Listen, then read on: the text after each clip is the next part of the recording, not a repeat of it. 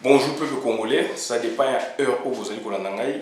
Nangaï de Gonabino Kreshabo la bien membre peuple Mokonzi, peuple souverain, combattant, résistant, révolutionnaire, PNI. PNI et Nikoloba, politicien non institutionnel. Politicien non institutionnel, les alliés politiciens Oyo, Azali, Kobundela Bosolo, politicien Oyo, Aye, na courage Oyaye. Politicien Oyo non institutionnel, je précise, Oyaye na courage Oyaye, aye na bravo Oyaye, aye na esprit de travail, esprit ya ko protéger mboka, ya ko défendre mboka. Donc politicien wana ba futa kaye na parlementaire, ba futa kaye na gouvernement te, aza ministre te, aza PDG te, azali na présidence de la République te. Donc c'est-à-dire c'est un Congolais comme tout autre Congolais, mais yé azali na état d'esprit ou esprit mouchouchou pour parler du Congo. Donc moi je porte ces étiquettes de politicien non institutionnel. Tu es mini koloba awa situation oyo ezali koleka na mboka, et donc situation musala kitoko komanda eso boketuwa yambo basali yango na toye koloba yango. Toujours qui tentait ya koloba yango parce que donc toujours tenté ya koloba yango parce que tozala qui occupé na ba makamususu yango na toye sikoyo pona kolobela yango. Bandeko na ngai, nous devons être conséquents par rapport ya makamu oyo tozali koloba, et puis je vais en profiter pour je veux en profiter, n'est-ce pas, pour parler de deux interventions. Il est une émission monnaie, il y a une grande chroniqueuse Yambo Kanabiso dont Gisèle Lumba, et donc Togoleka, donc Togo expliquer, Togo paie sa position.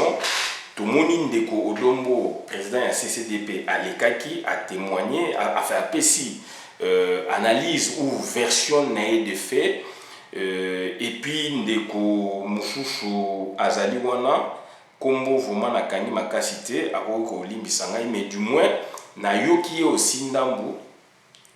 Donc makambo ya lobi et yangwana na boya ko pe sa position o yangai en tant que Congolais. Et déjà tozali koluba si j'ai l'habitude à reporter sur le Zaïre.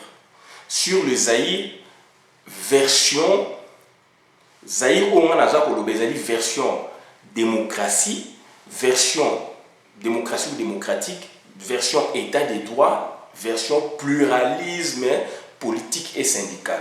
Ça n'a rien à voir na MPR et la dictature.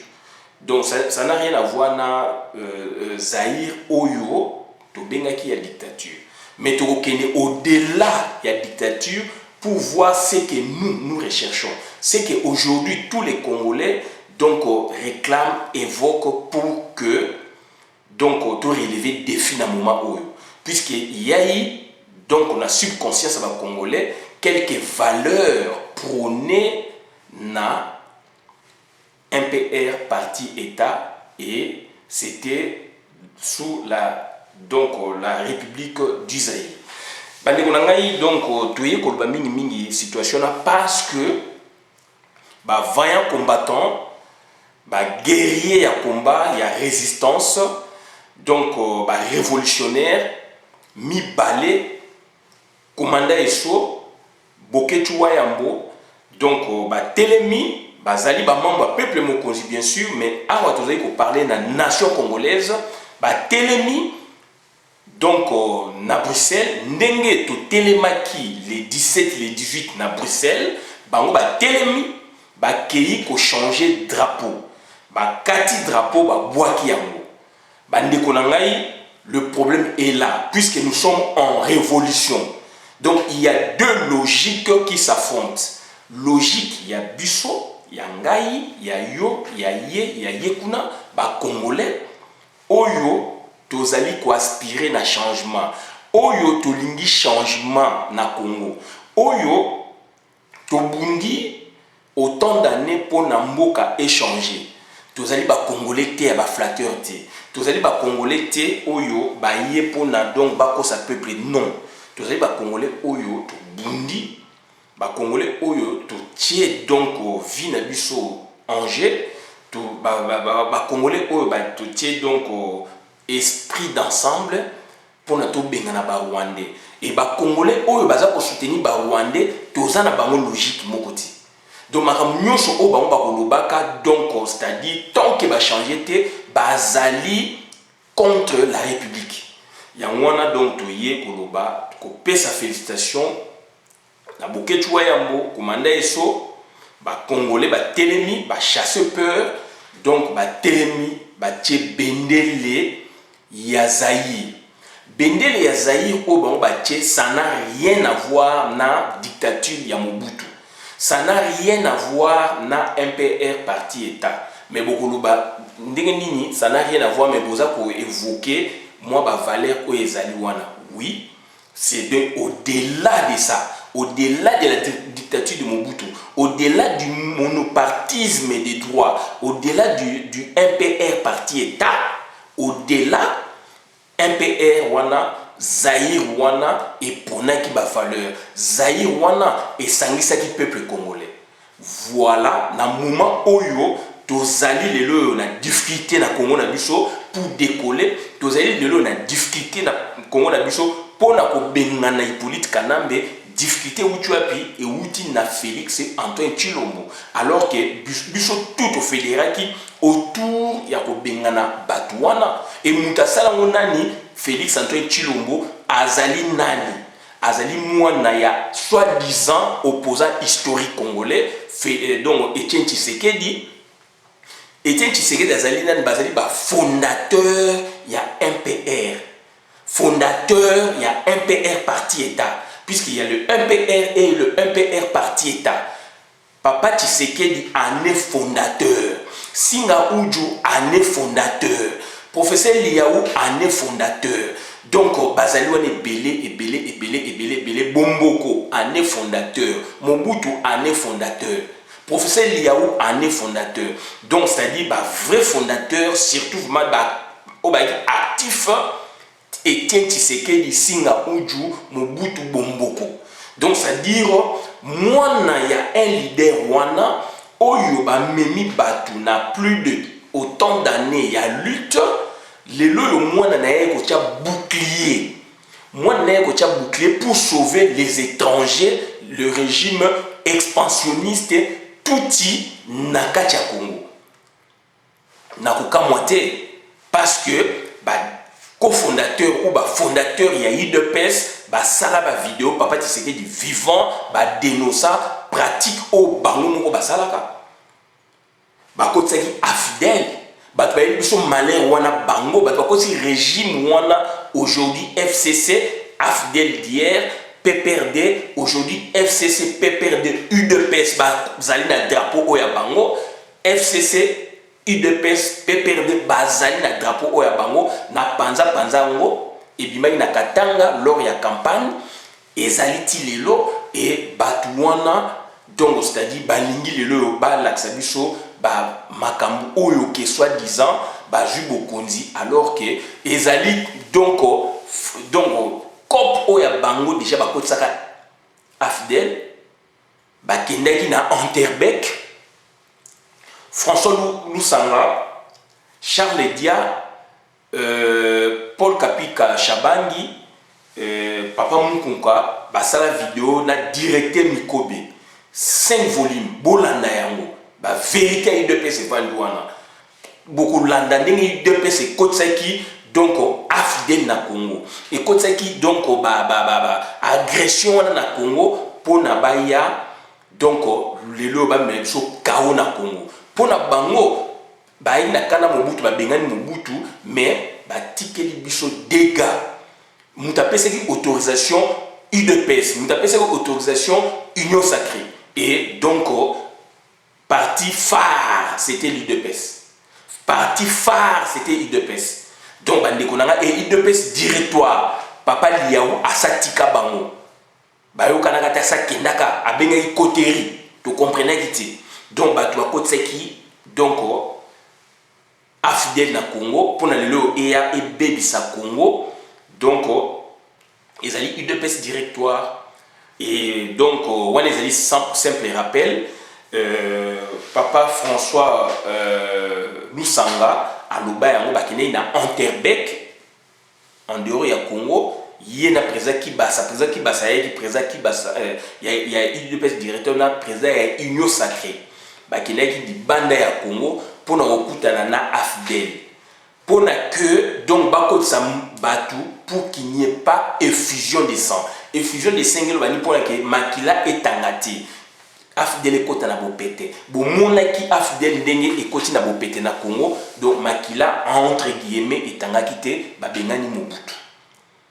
Première version. Deuxième version, Paul Kapika Chaban na volume moko ezali wana alobi ya kende kokuta na AFDEL wapi tant sali tournée héros américaine a coûté na bango bazui conclusion puisque UDPS n'était qui est que UDPS entend collaborer avec l'AFDEL. A un rapport wana ake komuna ba cofondateur mususu na cadre sko ya parti UDPS. Donc, ils ont été dans le gouvernement na bango, ou ils ont été donc potentiellement premier ministre, c'est Papa Tshisekedi, a accueilli qu'on paie un rapport, a paie si président qui basa, a paie si boye, baza qui d'accord unanime, bango nyosho que AFDEL et Kota bako coopérer na bango. Et boyebi tant AFDEL et Koti, UDPS et joie pouvoir na loba, ça fait 5 ans dans un koloba yango. UDPS et joie qui pouvoir à Nibocho, donc primature, puisque Laurent Désiré Kabila a fait ma primature, mais du moins quelques donc membres, il y a eu UDPS directoire, côté qui n'a gouvernement, il y a AFDEL. Papa Tshisekedi, après, a s'est rétracté, a bimisé le fait qu'il aimait trop le populisme, le fait qu'il aimait trop des slogans, a bimisé le bino que a lobby, a réuni la presse nationale et internationale que Batouana, Bazaba Rwandais, a signé Laurent Désiré Kabila, a signé un facture de guerre, Bazong Namboka na bango. Mais Andimaki, en amont, en aval, a s'est rétracté en aval, je crois, une position Baninga Bakoti. Et gymnastique, a sali autant de fois, là dans la vidéo. Et ça dit parenthèse, c'est très important par rapport, il y a situation tout ça par rapport au développement pour nga na sala sikoyo. Et moi nanaye Félix Antoine Tshilombo bien que à côté na UDPS officiellement donc a commis politicien officiellement en 2009 na premier congrès à UDPS pour participer à Belaki bazongi na Congo ne bako sa premier congrès à UDPS nde ba ko tia secrétariat général extérieur il y a UDPS. Donc voilà un peu pour nous caricaturer déjà la situation oyo tout loba na ba acteur oyo nini ba sali désordre na Congo a témoigné na secrétariat extérieur il y a Congo il y a UDPS extérieur donc a commis officiel donc politique il y a UDPS à Ebiango donc c'est-à-dire ndenge puisque cette fois-là, comme UDPS yaye, bakabwanaki, donc UDPS qui basetikali, bango bakei na UDPS oyaye, ngai aussi nazalaki do membre UDPS, mais nazalaki na niveau ya C, combattant donc parlementaire debout, tout ça là kotoyo 12e nuit, to komi na 10e nuit, je vis tout ça, voilà. Donc c'est-à-dire to se saisir dans place wana pour atoyer makambo to linto développer. C'est très important par rapport au développement antérieur. Félix Antoine Tshilombo ne pouvait rien faire tant qu'il y a une ligne directrice, il y a eu de peste. C'est-à-dire, ligne pour tuer le Congo. On a vu dans les universités partout, même à Poto, des universitaires confusionnistes. On a vu, même dans le Misala, des experts mais confusionnistes. Azan a diplôme, Azan maïel mais il est confusionniste. Donc c'est-à-dire à même professeur mon appareil il y a des intellectuels illettrés. Donc il faut faire beaucoup d'attention puisque UDPS durant autant d'années de Balobaka va prôner Bissokwa. Papa Tshisekedi ba pesier primature na dernière minute donc AFDEL les ali kokota a compliqué schéma article bango ba tout ministère boy AFDEL ministère boy AFDEL ministère boy AFDEL. Il a fait une conférence de presse pour refuser, pour enrober son refus, pour envelopper refus kobo ya neti to ba intelligemment. Donc, c'est-à-dire, on l'avait suivi jusqu'à ce que Mobutu aille au Tchad, donc Nani, général Likoulia, alors que Bango déjà bazalaki n'a cessé na ba combine na AFDEL et Kotanamboka. Le to songi mingi na situation oyo boketu wayambo eza ko défrayer chronique puisque donc to frapper fort biso ba congolais, il y a diaspora to lingi changement, biso ba combattant, biso ba résistant, to lingi changement. Boké tu vois m'a frappé fort bah longoli drapeau bah télémisi bendele ya drapeau ya Zaïre bah pasoli na baboka na poubelle pourquoi parce que ezali drapeau na bisotier puisque drapeau donc ekendaka na régime c'est-à-dire AFDEL tangoyé donc Odongo a expliqué encore mieux il y avait autant de drapeaux. Mais drapeau oyo AFDEL la kotaka nango on aura désolé comme la côté nango ils a drapeau oyo te ya bar oyo non drapeau oyo ya bar oyo ezali drapeau ya régime oyo bien que AFDEL na PPRD le FCC tout ça ezali même régime mais du moins drapeau oyo Laurent Désiré Kabila asimbaki après que serment nango eza oyo te. Donc ça dit drapeau, sur botali historique, botali drapeau à Congo, boumona drapeau à un moment il y a étoile, mouchouchou donc il y a bar, il y a boé et puis donc drapeau il y a Zaïre aussi ezali. Et puis donc tout ça hymne national aussi mi balé. Des Congolais et la Zaïroise, ils ont passé historique na biso. Il faut s'approprier nango. Et puis ba armoirie et kendakanzela moko na drapeau. Et ça, c'est symbole yamboka. Donc, ils allaient sur le plan spirituel, sur le plan métaphysique. Donc, ça vous unit. Et aujourd'hui, le Congo n'est pas uni. Et le Congo dont on parle, ce n'est plus le Congo Yabiso. Ils allaient Congo Yangaï na Yotendeko. Ils allaient Congo dont il y a Rwandais, Burundais, Ougandais, Koti na Congo, baza ko diriger biso. Ba yé na pouvoir ya libanda, baki yango na institution ya mboka na biso babaki yango na structure ya mboka na biso ezali biloko ya batuti ya bautu ezali biloko na biso te ezali biloko ba Rwandais ba Tanzanie ba Burundi baye na mibeko wana ezali ya biso te basali ba code minier boyebi ndenge nini basali makama code minier ebomi mboka lelo bazana problème na ba américain parce que bazui code ba changer ba pesi ba chinois ba russe ba américain ba bimisi ba tche bango pemeni puisque basali ba combine ba corruption. Donc ça dit mboka quand on parle d'un état donc il y a caractéristiques, il y a trois éléments: population, donc pouvoir et puis donc population, pouvoir, donc notre territoire. Pouvoir ba gouvernement ou loi dans notre territoire. Donc population, donc déjà territoire n'est pas lelo, tous un problème, il y a délimitation à la frontière na biso. Donc ça dit ce n'est plus le Congo au yangai na yondeko.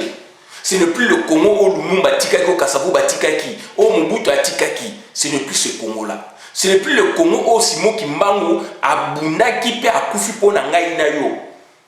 Ce n'est plus ce Congo là. Congo au ya lelo, donc c'est-à-dire territoire, donc c'est-à-dire et ça, il y a des choses, délimitation, tout est bisouté, de Rwandais, Burundais, Kati, Bamabele. Donc, ça dit, tout est bisouté, territoire où on a été. Donc, ça dit, territoire où il y a l'élo, et Zali, Mabele, il y a des choses, bien sûr.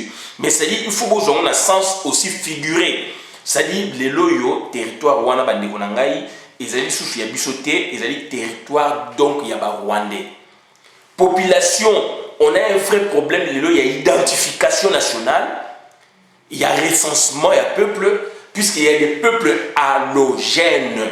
babenga ba peuple allogène za ba peuple ba yesika na mboka na bino biso toza ba autochtone naza kobeta tolo nazali autochtone ya Congo ozali autochtone ya Congo bozali ba autochtone ya Congo ba peuple allogène ba yesika tomoni bango il y a 20 ans balingi ba s'établir na mboka bazwa bokonzi ya mboka donc population de Jekoti Mobulu territoire Mobulu et puis gouvernement ou loi mibeko babimisi ezali ya bisoti mibeko babimisi ezali ya bisoti bazali na tentative ya kobimisa mibeko pona 5e langue ekota na Congo Kinyarwanda donc mibeko eza ya bisoti donc kodi minier eza ya bisoti donc bandeko na ngai do mboka ekufi yango tant mboka ekufi nous sommes en révolution.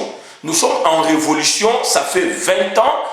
Donc, on a cru avec les autres amis, donc les autres frères du Congo. Donc, on a Bitumba Oto Bunaki ensemble, Oba Bunaki, et qui donc on a actif ya Congo. Et tant que Félix Antoine Chilombo a vu Bokonzi, Bango actif wana ba Longoli yango. Ba tia na compte ya Chilombo. Balobi ezali tour na biso, ezali tangu na biso. Banani donc ezali tribu ya Chilombo banani nabi batu nyonso tout ya Kasaïté nabi batu nyonso tout babenga o balubate na je dois parler de cette tribu comme on peut parler de la tribu Mongo etc. Donc il faut que le ba nya on a place na tribu Luba et baluba nyonso te ezali batu oyo bazali ko soutenir Félix combat na bango batiango na compte ya Félix. C'est là où c'est leur droit, tout le monde peut empêcher, mais par conséquence, tout va les places par conséquence. D'où nous disons, puisqu'il y a des boucliers, Bino pour soutenir, donc nous on est en révolution. Et quand on est en révolution, il y a maintenant, Bino, tout ça la logique mon côté. Il y a confrontation des logiques ou confusion des logiques. Puisque nous avons la logique Oyoboye, Yakobunda, nous sommes en révolution. Bino comme la logique tribale. Puisque nous avons la logique nationale, Bino comme la logique tribale. Donc ça dit nous sommes en révolution. Nous sommes en révolution. Et quand tu vas déchirer le drapeau, nous allons soutenir, nous allons appuyer. D'autant pas sur le drapeau, c'est-à-dire quoi ici, donc c'est-à-dire régime ya touti. Quoi ici régime ya PPRD, UDPS, FCC et Kouyi. Tant que Bendele, Yazaï et Telemi Likolo, donc c'est-à-dire tout ça pour évoquer souvenir, tout ça pour évoquer unité nationale, tout ça pour évoquer nos vertus à un père. Au-delà de la dictature, il y a Mobutu. Mobutu a ma bé, mais point positif, il y a Mobutu Zalaki. MPR, il a ma bé, mais point positif, il y a MPR Zalaki. Président Kassavoubou, Azaïki Mabé, oui. Sauf Azaïki Mabé, point positif n'est Ezali. Régime au président Kassavoubou, donc, tout le monde tant où il a dirigé Congo, il a connu des vrais problèmes de sécession territoriale. Puisque sécession territoriale, sécession sociale. Aujourd'hui, tu as vu une sécession sociale dans le Congo, provoquée par un enfant, un leader, ou un lobby qui est leader historique, ou un lobby qui est abundi 37 ans pour le Congo, comme on a eu ticket dans le Kabila. Moi, je suis hérité de la politique, où il y a tata na politique, où il y a IDPS, ligne directrice, il faut battre Kamboka, il y a achevé.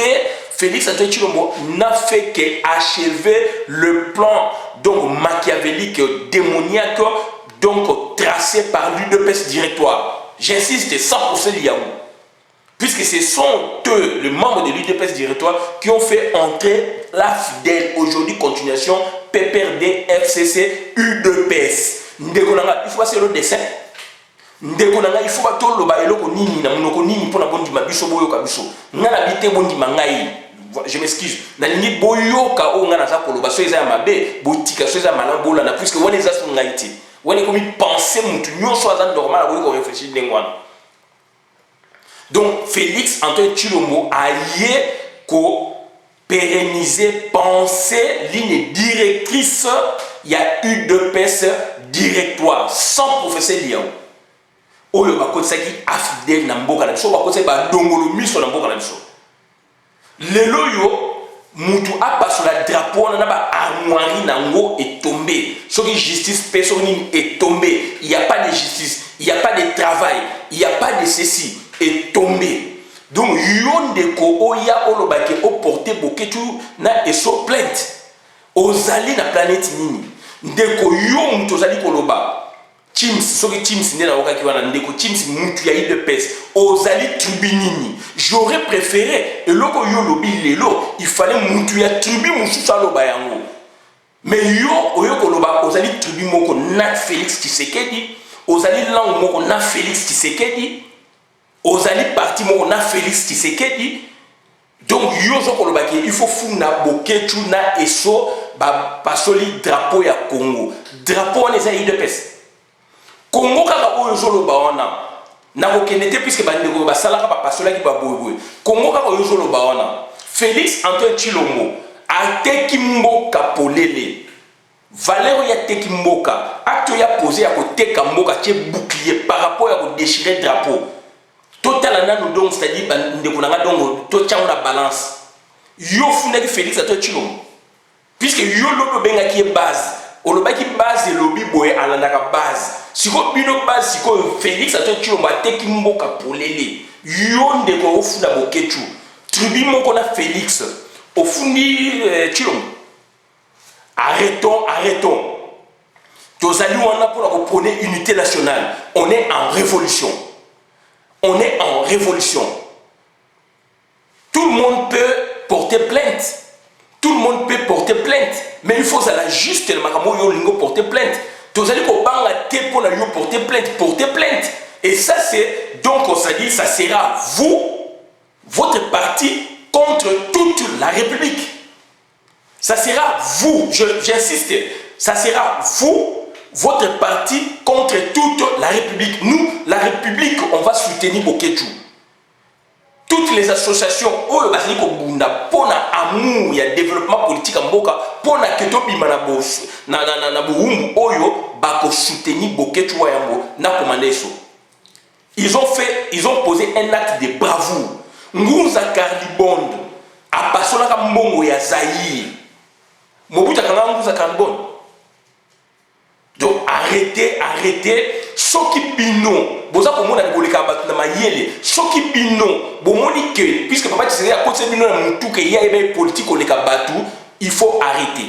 là maintenant c'est la tribalisation ya ba action politique bozo ya na Congo ça c'est la tribalisation ya ba action politique oyo bokomi ko mener na Congo j'aurais préféré likambo yo lobi ki boko porter plainte et bima na mutu ya UDPS tomona ya Kisangani par exemple et bima na munoko ya UDPS na moment oyo sa ki vidéo il fallait pas ezala yo ozala munuba non ozala munoko mona Félix non ozala mutu non il fallait donc un Congo ya UDPS tomona e aloba j'aurais préféré na yo ka mutu oyo azali ekolo mususu ke munuba na moment oyo pona apporter Boketu plainte ça c'est la tribalisation.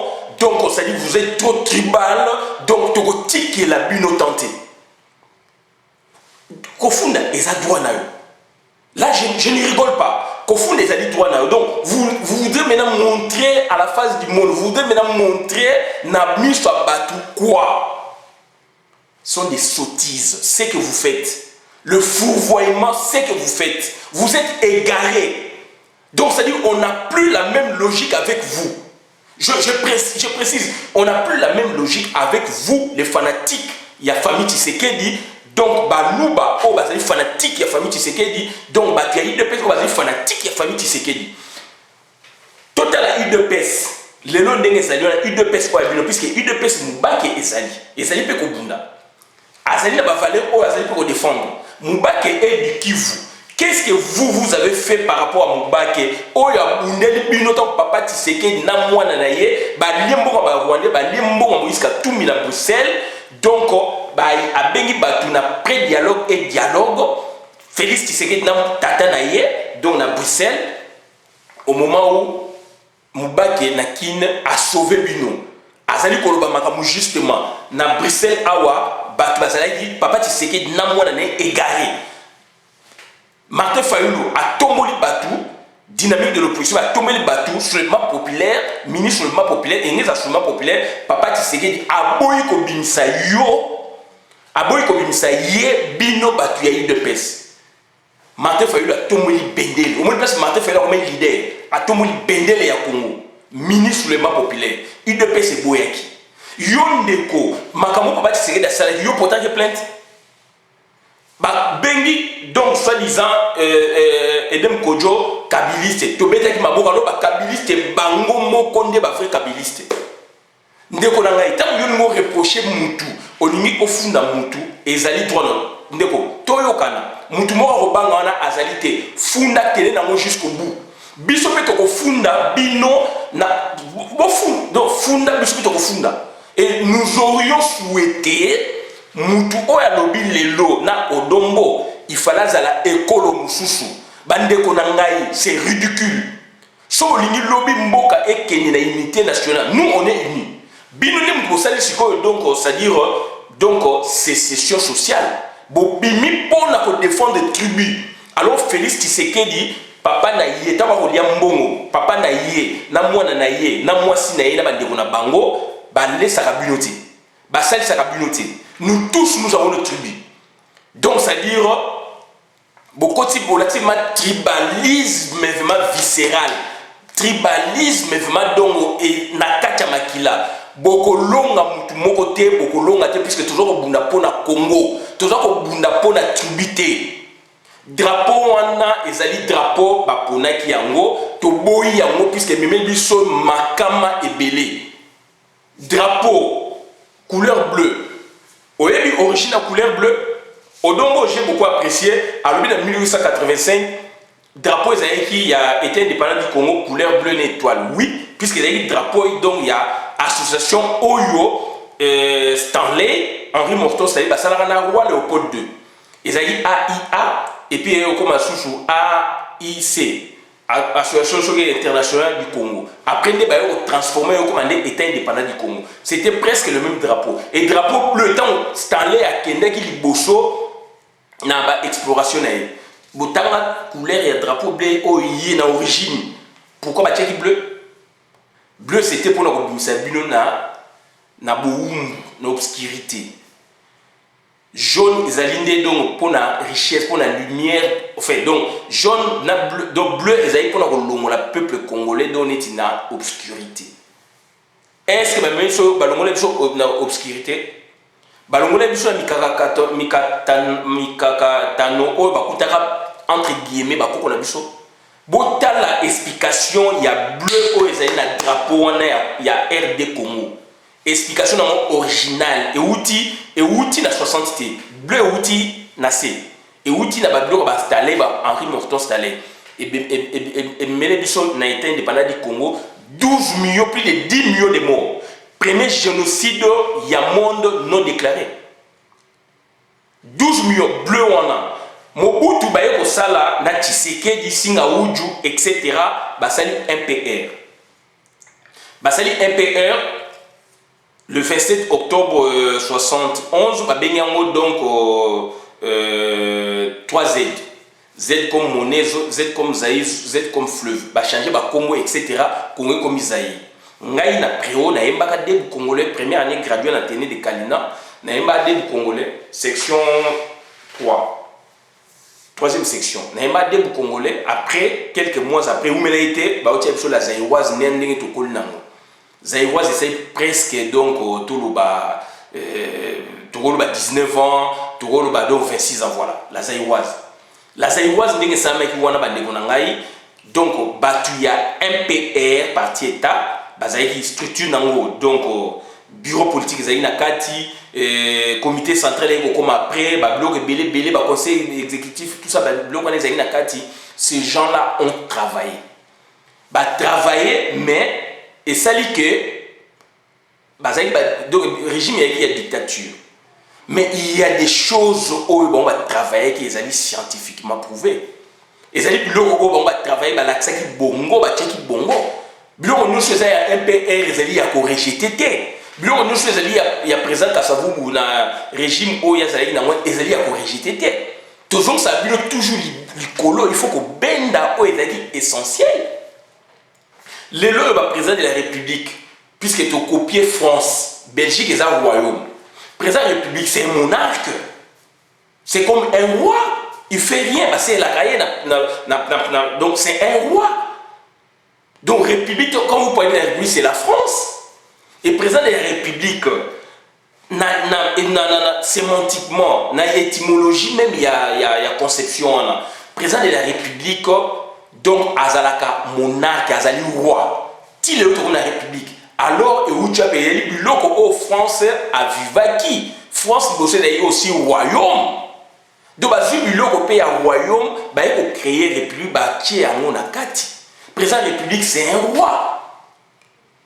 Il y a un peu de copier conception. Président de la République c'est un roi.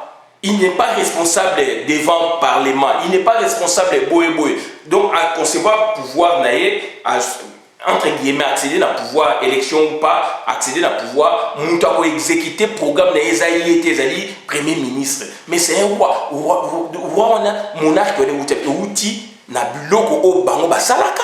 Ils n'ont pas rejeté le bloc, il y a royaume, il y a bango, il y a Napoléon, il y a boé, il y a récupérer qui a la République. Boni biso MPR makambo basala ki nyoso ezali ya mabete na lobaka yango ba vertu ya MPR classiquement ezali tata bo moko wana yani ti testament encore ya Mobutu ekolo bo moko parti bo moko bokonzi bo moko tata bo moko ngelo bani donc ça dit état ba créer par rapport ya image ya Nzambe. Par rapport à Dieu, bien.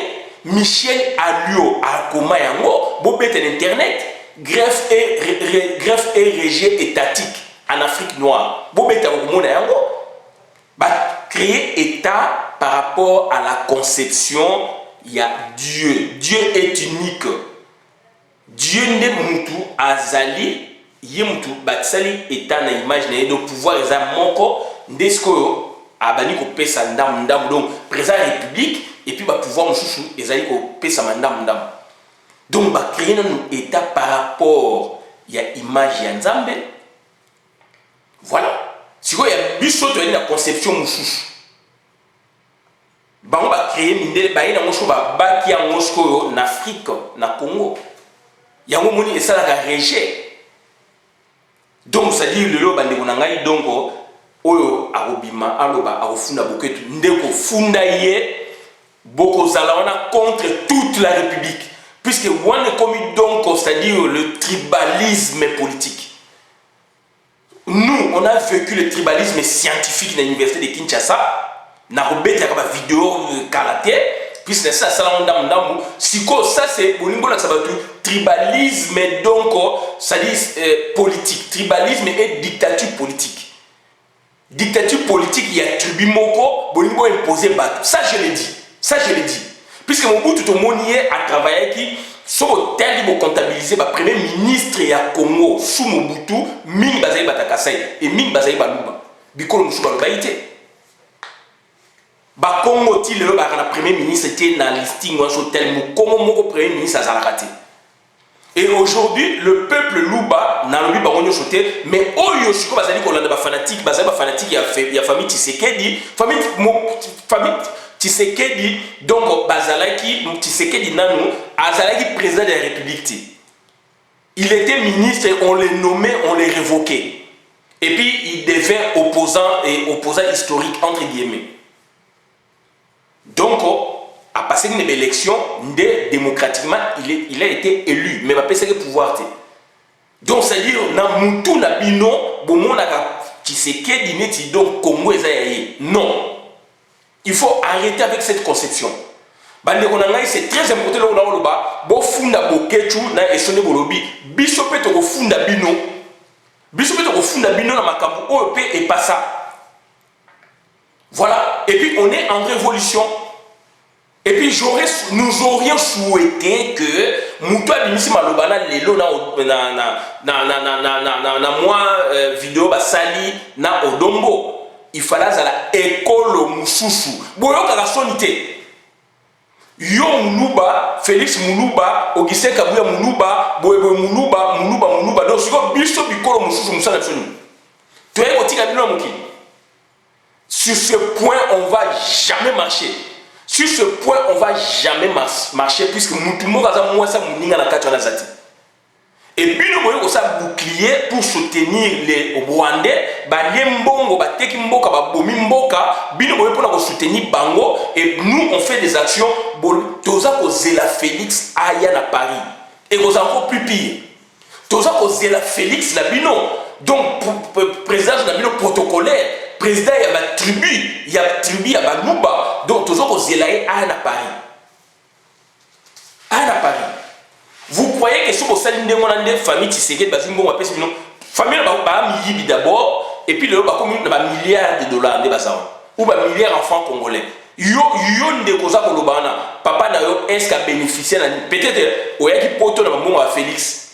Peut-être autant qu'il classe na mbongo famille na bino bande na même batanga na classe na mbongo à Félix. Donc vous allez redevable vis-à-vis de la famille wana et pas nous autres. Pas nous autres. Donc vous voyez, on a une dictature, moko intelligent, donc caché, donc intelligence, mot caché, vous avez cette fois-là maintenant, vous portez l'étiquette des Congolais. Ah, moi, je vais porter beaucoup de plaintes, puisque le drapeau symbolise la nation, lui, il a déchiré, non, ça ne va pas. Alors que vous allez vous avez défendre les tribus, Togotique et la Bino tenté, le temps sont révolus. Donc on a été patient, on a compris, on se disait peut-être que, donc, les erreurs, c'est entre nous, tout ça. Bon, la plus on a mis sous. Je parle de Louba, on va soutenir Félix, Ato et Chilombo. Bon, la plus on a mis sous. Donc, bon, ça là, nous, on va soutenir l'action pour libérer Congo. Ou pour gêner le fonctionnement du régime ouana, au Félix a un bouclier. Dis, est-ce que vous êtes juste? Vous êtes juste marrant pour ça, Koloba. Ndeko wana obobengi Félix ateki mboka. Donc olingi ne ba poma batu nyonso nde sikoyo 3-4 personnes otika na ba constater vraiment que oui, ce monsieur abomisi batu ateki mboka, c'est ça? Donc olingi ba l'action côté ka mboka ndenge nini? Côté ka mboka yo olingi ba l'action ndenge nini? Félix azalaka na bango. Félix ateki mboka. Papa na ye amemi batu na ba pré dialogue toboya ki yango. Il y a même Edem Kodjo à la chaîne Afrique. Pour la couverture, à Tindi, na gouvernement de Chilombo, na Kanabe, Babeng Sabatu, il y a Union africaine. L'Union africaine a saisi dans dossier, puisqu'il faut aider Bamboka, Tindi Edem Kodjo. Edem Kodjo de lui-même ne pouvait pas imaginer venir au Congo. Donc, la pratique qu'on a au Sali, à Sali durant 37 ans, cofondateur au même titre que il va dénoncer à la vidéo et yo le lo au moins na ye aya continuer yo oza kolobake to kofunda bokechu bofunda bokechu et biso pe to kofunda et on va soutenir bokechu wayambo, on va soutenir commander so, on va soutenir tous les Congolais oyo bakoya na sens wana pona ko gêner fonctionnement ya batwana pona ko gêner régime wana. Voilà, donc voilà, donc c'est choquant. Donc, les lots, raisonnement bouillé. Donc, on a battu je dis, nous aurions souhaité Moutou apporter message dans la vidéo. Les lots, il fallait Zala Moukongo, Azala Mouswahili, Azala, donc sur la vie Mouswahili, c'est générique, donc Moukongo, Azala Moutéquater, Azala Moutouya Bandundu, Azala Moutouya Kivu, Azala Mouta Maniema, Azala Moutouya que Moulouba, puisque donc il y a un problème, il y a tribalisme politique au Félix Ayenango, il y a le peuple congolais, il parle de la tribu comme Azako Seka, alors que c'est dangereux pour diviser le Congo, alors Azali Komema, yé, na idéologie, on va tirer dans mon touti pour que tribu na yeza loko ba victime. Tribu moko eza victime te na Congo. Tribu moko na Congo eza victime te. Ce qui victime eza ba tribu mususu. Puisque Félix yé mutaza ko porter discours wana tokoti que la tenté. Eza discours ya ko diviser Congo ya ko panza Congo. Ce qui tozala kaka na 3 tribus ndeza na Rwanda Burundi, lelo génocide koti na Congo. Donc bande ko na ngai toujours senga la bino bozonga na raison, toujours senga la bino il faut changer de discours, tokoti que la binoté. Tokoti que la bino tente, soki bokanisaka que boleki bat na mayele, soki bokanisaka que boleki bat na savoir politique, soki bokanisaka que bozali meilleur, soki bokanisaka que boye, on appelle ça l'ethnocentrisme. Donc vous considérez meilleur puisque les autres et les autres sont des déchets. Erreur grave. Donc version ou comportement aussi, on peut afficher ça à votre encontre. Et donc, dans ce comportement, vous devez changer. Et vous devriez changer. Quand vous passez dans la vidéo, il faut en être conséquent. Est-ce que Yondeko, Teams, Makamuyo Lobby, est-ce que vous allez conséquent dans Makamuyo Loba? Ou vous avez le monde, vous avez la planète, vous raisonnez. Vous croyez que vous allez raisonner?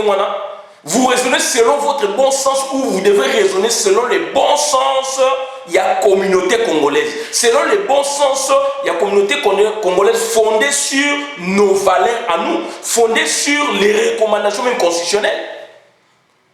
Par recommandation constitutionnelle, je vois l'unité nationale. Donc, c'est-à-dire, je ne vois pas les drapeaux. Drapeaux, on peut toujours en changer. Puisque vous voyez les recommandations dans les drapeaux. Donc, drapeau, on peut en changer. Régime, on peut en changer. Donc, unité nationale, il y a des alliés ciment na biso. Il y a des alliés fondement à vouloir vivre collectif. Il y a des ça qui faut tous à l'ensemble. Donc, ça dit que nous avons écosile ça. Donc, biso to passo li drapeau wana. Et tous les combattants, résistants, révolutionnaires, na ba marche na biso na ba sit-in na biso ba drapeau ya Congo boya kana mosuté boya na drapeau ya Zaïre. Drapeau ya Zaïre ezali donc renouveau dans l'esprit puisque ce sont les mêmes concepteurs, les mêmes auteurs.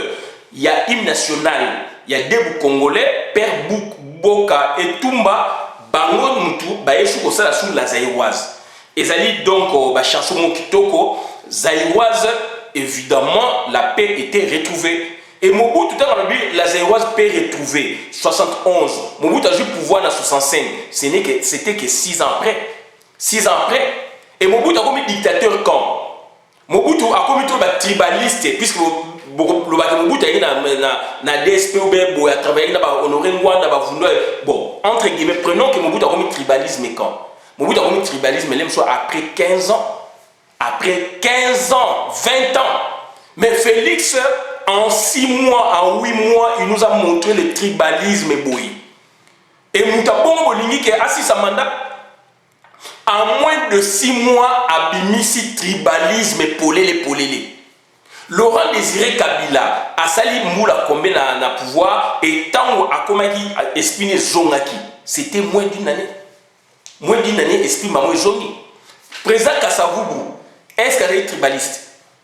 Puisque Mobutu a nommé Mobutu, a nommé Boebo, a nommé, mais il pouvait prendre Bandeko P, il y a Congo P, Bazala qui peut dans l'armée, à Tchabamona poste et où Mobutu a joué. Voilà. Donc il faut se ressaisir, tout ça qu'on sait dans les Congolais, nous sommes combattants, donc on a une marche de bus sur la Boeboé. Garder le drapeau na Congo sur le marché, boya na yangote, boya na drapeau ya Zaïre, c'est du renouveau et le lot partout, ils allaient donc volonté populaire, aspiration populaire, il y a peuple congolais, balingi donc au changement. Et c'est que le Boketu ont fait, ils allaient symbolique sur le plan métaphysique, sur le plan au-delà de notre conception, c'est-à-dire c'est la libération du Congo qui est dans les tuyaux. Et Nekowana, puisqu'elle est fanatique à Chilombo, elle est aussi Moulouba, à Rolobaga Funda, et donc Boketu. Donc ça c'est la tribalisation, il y a fait politique. Et au lieu que Azali Kolomoussoussou, Azali toujours Nokomona Félix, et Kolomona Félix, et Azomona normal, les âges, Azali normal, Azali conscient, et puis donc Alinga pouvait batourer, cette fois-là il porte l'identité du Congo, ou des Congolais. Toza na bino maïle. Maïle on a besoin d'engo ya cessé toko souki sa yango et si et sili. Donc nous vivons ensemble, tous allez diviser, to balani bani vous venez pour casser ça. Boye investissement ba sali na ba vie na bango des générations et c'est Félix maintenant qui vient maintenant casser ça. Alors que papa na yé azana bana musu ya ba mongo ya bikolo boye bien que yalinga osenti bana onate. Yé le aboti na mamongo, yé Félix aboti na mongo. Malgré aboti na tatamo sine, aboti na mongo, aboti na rwandaise. Pour na aboti abali moulubati. Est-ce que vous comprenez même pas ce que Félix fait dans son comportement, dans sa conduite, dans sa vie? Donc il faut arrêter. Donc, donc, ce bolobi botokolobaboy. Makamoko susu toyo kanaba soni puisque boli toyo kanaba sonité. Bolimité to se considérer tous un mutumoko. Bosozo batilo quoi adversaire alors qu'on est en révolution. Moi ce qui yo funda qui Félix ngana sepela. Au fond de une action politique, il y a révolution, allez-y. Allez-y. Beaucoup comme c'est très populaire, comme ça souhaité. Allez-y. On fait ça. Et nous aurions souhaité que Moutoumoussou n'ait pas et c'est toujours Moutoua Zakoloba, école Mona Félix, école Mona Boyboy, école Boyboy, la discours, donc, bisous, nationaliste et unité nationale. Beaucoup de gens tiennent un discours et donc ça dit qu'on a biso bilo qu'on a tout capoté en haut. Tout capoté en haut, donc on est derrière cette philosophie. Il y a que déranger l'institution où ils ont sur place puisqu'ils ont dit a bisoté. Félix a eu le pouvoir. Détournement 15 millions et Salami n'a pas beaucoup. Il a dit il ne va pas fouiner dans le passé, mais le présent est là. Il doit s'occuper du présent, du vol. Dans le moment où il est mois de mai, il était là avec Chilo, depuis janvier. Le vol est là. Donc, on a dit cynisme, vrai comme il faut, frère comme il faut. Bino, donc on a dit que donc, je vous remercie pour la vidéo, madame, dans le compte de la communauté. Drapeau ya Zaïre, République du Zaïre, ça n'a rien à voir avec Mobutu dictature, non, mais du moins, tu as recouru à la valeur où Mobutu a pronaki, yango donc tu sais yango. Donc, il y a une République du Zaïre, version démocratique, état des droits, pluralisme politique et syndical. Merci beaucoup de la vidéo, madame, dans la communauté, dans la communauté. Ngai Christian Bola bien, maman, peuple, mon peuple souverain, Nabi. Merci. Mouton Koyako divisé Congo à Koku Tananayango. On a été formé au même titre que tous les Congolais, puisque tous les MPR et produit par valeur au-delà de la dictature. C'est ça, c'est ce que nous recherchons pour relever les défis. Et les défis, nous allons les relever. Yondeko, Funda Boketu, tous allez derrière Boketu Naïso. Merci.